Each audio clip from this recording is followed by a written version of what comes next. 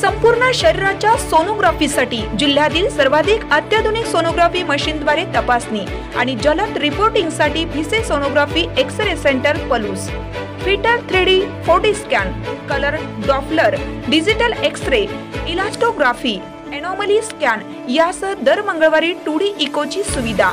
Bhise sonography व X-ray centre Palus, Marathe Shriraj hospital जवळ, कन्याशाळा रोड पलूस। संपर्क 74 47 39 90 90 आणि 89 83 84 70 04।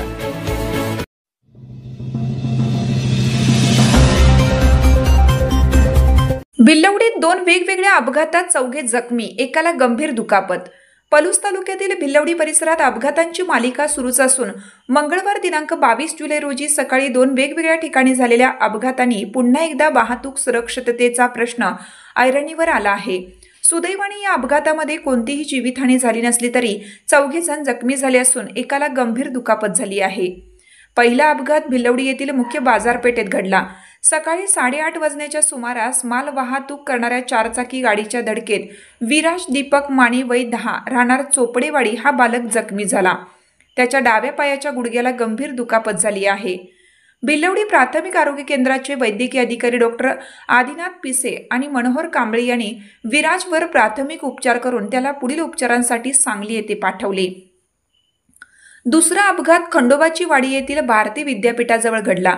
बुरुंगवाडीहून भिलवडीकडे क्लाससाठी येणारा वेदांत संदीप तावदर वय 16 राहणार बुरुंगवाडी हा अक्षय पांडुरंग बंडे वय 28 राहणार हजारवाडी यांच्या दुचाकीवरून येत असताना रस्त्याच्या कडेला उभ्या असलेल्या अशोक आकाराम माळी वय 56 राहणार भिलवडी यांच्या दुचाकीला धडकला। या अपघातात तिघेही किरकोळ जखमी झाले। या दोन्ही अपघातांमध्ये जीवितहानी टळली असली तरी या मार्गावरील वाढते अपघात ही चिंतेची बाब बनली आहे। सार्वजनिक बांधकाम विभाग आणि स्थानिक प्रशासनाने याबाबत योग्य त्या उपाययोजना करून असे अपघात टाळण्यासाठी प्रयत्न करावेत अशी मागणी सर्वसामान्य ग्रामस्थांमधून जोर धरू लागली आहे।